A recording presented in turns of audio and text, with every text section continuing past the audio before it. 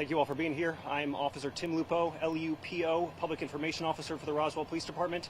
We are here to provide information regarding this afternoon's officer-involved shooting here in Roswell. In just a moment, we will hear from Chief Conroy, C-O-N-R-O-Y.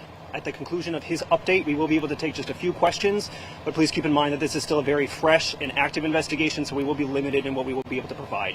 So this time, we'll turn things over to Chief Conroy.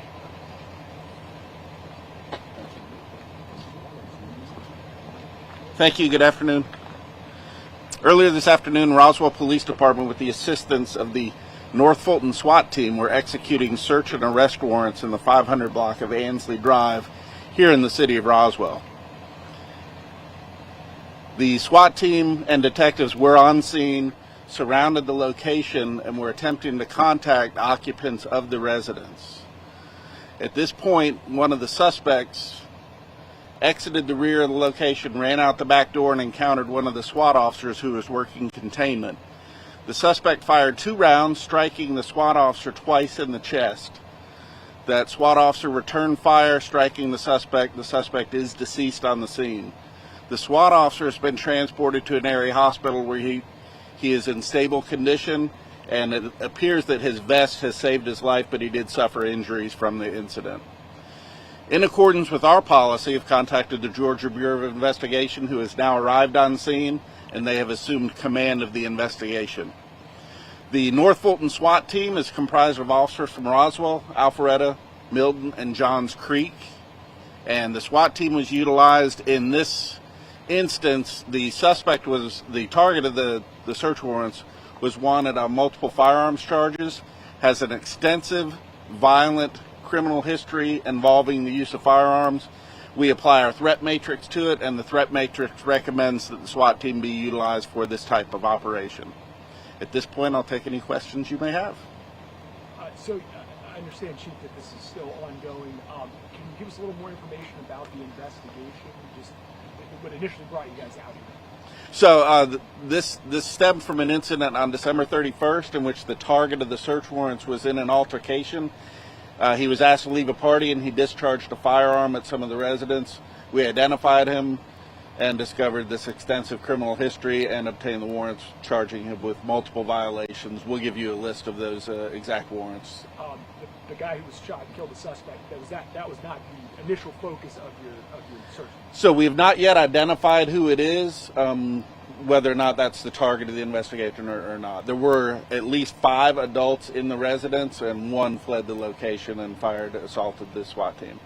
I drove by there. I mean, it looks like your typical Roswell subdivision.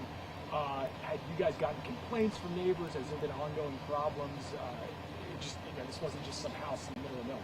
Yeah, I can't really speak to the history of the household. I'm not prepared to speak on that, but we're familiar with the target of our search warrants. As I mentioned, he has an extensive criminal and violent history. You mentioned the SWAT team is comprised of officers from Roswell, Alpharetta. Do you know which agency the SWAT officer was from? So it's comprised of Roswell, Alpharetta, Milton, and Johns Creek. So 4 agencies. I do know which agency he is. I'm not prepared to release that until he's had an opportunity to speak to his family. The others that were in the house, they're cooperating with the investigation? Yeah, the other occupants of the house are cooperating, yes. This is the second officer-involved shooting that you guys have been in this jurisdiction since the beginning of the year. Just kind of your reaction to that, and maybe speak to what, I guess it's another example of how there's no such thing, I guess, as a routine call in this case. And that's a great comment. There is no routine day for law enforcement. Law enforcement is a very dangerous job in this country. You see it across the country. Police officers are assaulted at higher rates than they ever have been in the history. We have the advantage. We have well-trained police officers. We have a full staff here at the Roswell Police Department. We maintain full staff, and the officers in our North Fulton area, our SWAT team, are well-trained, work together, and unfortunately sometimes deadly force is required. We are very fortunate that this officer is alive. As I mentioned, he was struck twice in the chest, and his vest absorbed most of it, but he still did suffer some injuries. So we are fortunate not to have an officer who was deceased here today. What gun did the suspect have? He was armed with a handgun. I do not have the make and model of the handgun, but he had a handgun. as far as the neighborhood, are people being told to stay in their houses? Are they able to get in and out of the neighborhood? How's that?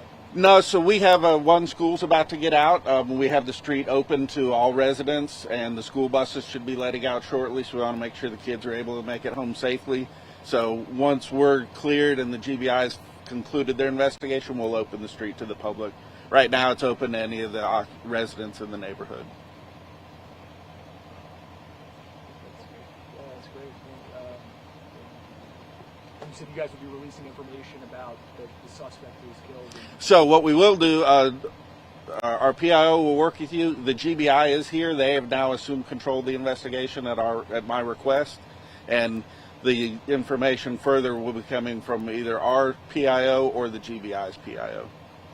Sorry, last question. Any, as far as, not to reveal your strategy, but the fact that you guys went to serve this while kids are in school, things like that, was there, were you deliberate about why you guys went at that certain time? So yeah, we are very deliberate. We have a threat matrix, and we analyze this. Anytime we have the opportunity to prepare for an operation like this, our SWAT team gets to prepare and do a walkthrough before we actually go out and execute a warrant. Much preferred than being reactive, which oftentimes SWAT teams are reactive, but ours is used to provide as much safety as possible. Okay. All right. Thank you. Thank you all very much for coming out here. Keep an eye on your inboxes. In the next 5 or 10 minutes or so, you should receive a news release from me with the information that Chief Conroy just provided, as well as the information on the charges that led up to this incident.